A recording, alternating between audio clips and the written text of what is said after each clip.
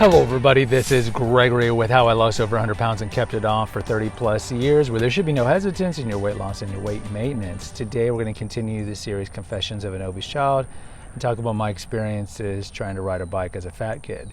Now before we begin, if you need help from a weight loss perspective, contact me through the Clarity FM link found here in the episode notes. Also check out the link to my website, which has a lot of recipes. Also check out my podcast, and lastly, if you appreciate my content, there is a link for PayPal. Now, I've mentioned in past episodes or excerpts of Confessions of an Obese Child that I had a hard time learning to ride a bike. And in fact, I did not ride a bike without training wheels probably mid-teens, 13, 14, 15, around that time. Now, why is that? I didn't know other overweight kids at that age to ask them if they had problems learning how to ride a bike. But for me, it was a combination of a couple of things. Just growing up, the fatter I got, I just didn't want to do anything that was not sedentary, right? Sedentary was nice. I just be at home watching Voltron, eating a lot of food, playing my, let's say, ColecoVision or the original Nintendo, depending on the year. And I didn't like to do anything outside. My parents would say, Gregory, you need to go outside to go walk or run. But, like running when you're fat is not something that I particularly liked. Sometimes I'd go outside and just bounce a racquetball off the wall and just catch it, throw it. But definitely I was not into physical fitness, and it's funny, the irony of it, because back then, of course, I wasn't. Now, I'm on an Esplanade. You might see a car come down. I'm not going to get hit. The irony is that now I've gauged like how much I've run or done some form of cardio since I lost my weight, and I've gone around the world at least. I think I calculated like 28,000 miles I've done. So it's kind of the irony of it. But either way, the idea of riding a bike was not something that was really palatable. So at the age where I think most kids learn to ride, which is, I don't know, what is it, 5, 6, 7, 8, 9, I don't know what age. That wasn't happening. I wasn't even trying. But eventually it got to an age where like my parents were kind of like, I guess today we would call them free range parenting. And it's sad that we have to give a definition to these kind of parents, because these are the kind of parents that everybody grew up with in the 60s, 70s, and 80s, which was after you got back from school, just go outside, they lock the door and just go roam around the neighborhood.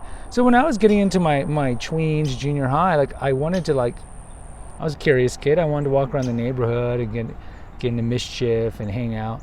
And I didn't want to walk, so I was like, okay, I probably should learn to ride a bike. So I had a bike. My parents got me a Huffy. Remember those bikes? But it was like a Huffy for the regular 11-year-old, 12-year-old kid. And I couldn't ride it because I didn't know how to ride a bike. I couldn't get balance because early in my life, of course, I never really tried. And it was really hard for me to get balance because, by that age, I'm probably 200. Around that age, and just getting the balance was hard. I didn't have my dad to push me because it would have been really hard. So I had a lot of time. I had a lot of trouble. So a couple of things that happened from this. My parents put on training wheels on the Huffy. So yes, I just imagine a grown 200-pound kid riding a bike on training wheels. And I lived on a major street. I mentioned this in a previous episode, like a 4-lane street, two cars going this way, 2 lanes each way. And I would tell you, I would be riding down the side, I just get honks and people would oink and stuff like that. Not always, but it was embarrassing. And riding a bike with training wheels when you're like 12 or 13 is really embarrassing. But I couldn't ride far because I had so much weight on those small little bicycle seats that it would cause rashes. So I would have massive rashes. Aside from the fact that when you're really overweight, you're just more predisposed to getting rashes because of the sweating and so forth. And, it's hard to bathe. I had a hard time bathing and cleaning myself. So I had a lot of rash problems. So at some point, my parents are like, Gregory, you got to learn to ride a bike. And I was like, I want to learn to ride a bike, but I couldn't sit on the seat. So they took my bike back when we had bicycle. I guess we still have them, but the bicycle shops we have now are for like the super expensive elite fast bikes. But back then, you had the old man. Back then, I remember this so distinctly because right next to the Del Taco that I would later ride my bike to Benji at, right next to it was a TV repair store. Imagine when we had these, we had the big TVs. This is in the 80s. So you had the old guy work there and fix the TVs, and like a block away was an old dude who did bikes. So we took him over there, or we went over there with I think it was my dad.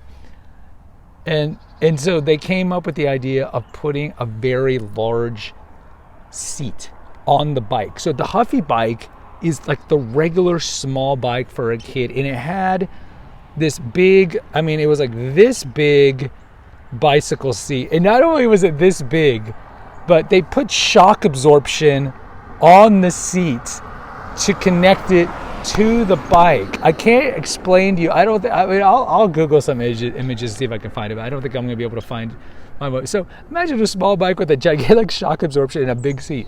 But it worked, so it was a little more leeway on my groin, so I didn't get rashes as much, and I was able to ride better. And then I think probably I am not lying, 14 to 15 is probably when I finally got off the training wheels, and I learned to ride a bike, and I was able to get some mobility. But as I mentioned in the episode on the binge eating, what this resulted was, instead of me having to order pizzas and hide the cartons behind the washing machine like I was doing before, or breaking into the log cabinet, this gave me the freedom to ride my bike to McDonald's, ride my bike to Del Taco and some other places, the convenience store, which I'll talk about in a future episode. And it gave me more avenues to binge eat. But I guess the other flip side is that it did give me mobility and range to like go to a park and walk around by myself because I didn't have any friends, and just hang around and just walk around, stuff like that. But yeah, so it's one of those embarrassing things about childhood, but it is what it is. And the irony is, later on, up until like a year or two ago when I moved out more to the country, I would have a speed bike and I would ride 30 miles a day just really fast because I love the feel of the speed and adrenaline of cycling or biking, and it's a different feel than running. But it's probably good that I moved out to the country where I can't do it now, because I probably would have broken my bone, a femur or something, because I was pretty reckless because I would ride on trails that had people on the hills and curves and stuff and so forth. But either way, guys, post in the comments if you can relate to this story. Hit the notification, like, and subscribe button, and share with others. Until next time, take care, God bless, and pray.